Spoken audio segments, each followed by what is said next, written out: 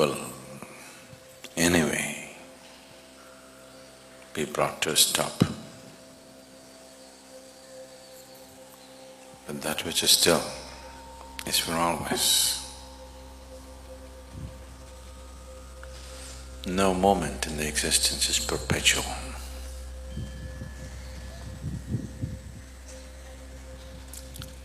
Certain things may be on for a long time, but never perpetual. All that moves is bound to exhaust itself. But that which is still is for always.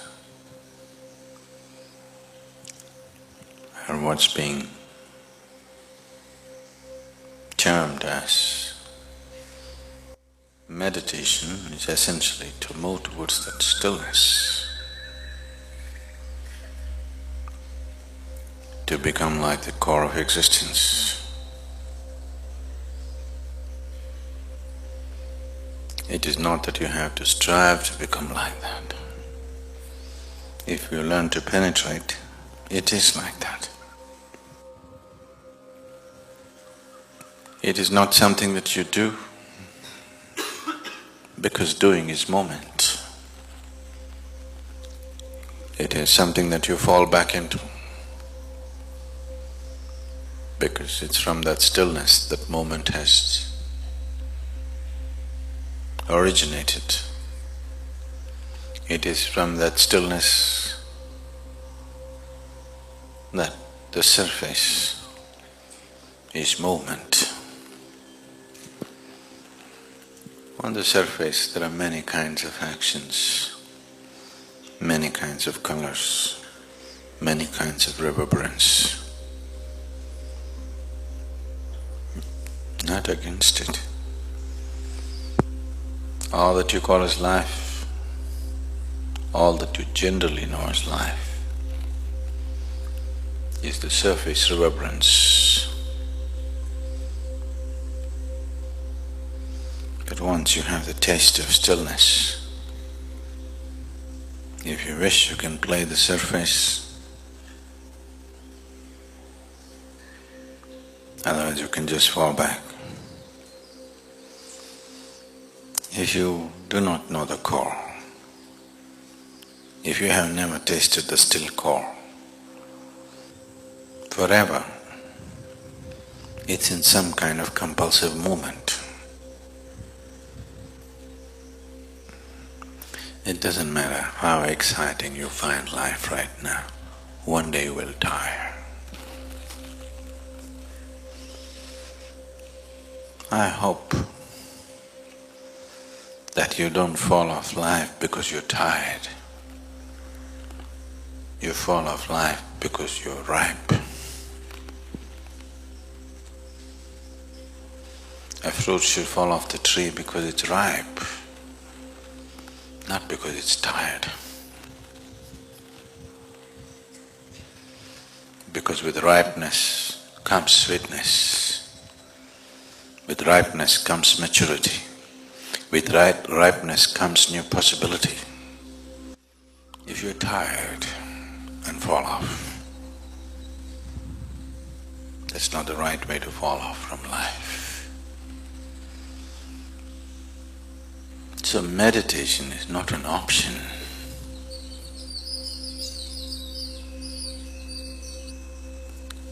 Meditation is not a fanciful endeavor in one's life.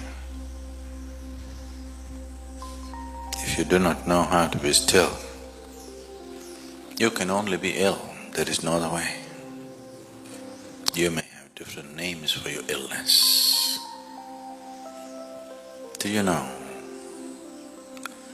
in 17th century, it was fashionable in England to have tuberculosis. Really? Similarly, there are many other ailments today which are fashionable. Doesn't matter how much pain and suffering it causes, but still it's fashionable. But that doesn't make it right. The choice is only this: either you learn to be still or you will be in some form of illness. A man is ill only because he does not know how to be still. If he knew how to be still, even if the body is rotting, he will not be ill. So this is not a fanciful option that one takes. If one looks at life and life process closely enough, diving deeper into it is a natural process. Touching the core of it is the success. If failure is the ideal of life, if failure is fashion, better not walk the ramp, it's not worth it. Because everything, just everything, even a little ant is trying to be successful in his life. His understanding of success. There is no human being who is looking for failure. One is successful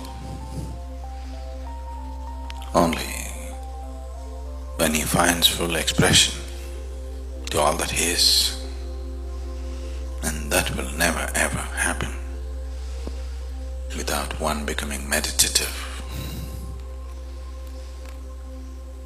When I say meditative, I'm not necessarily talking about an organized, instructed meditation process, but one has to become meditative, otherwise he will never know the nature of his existence.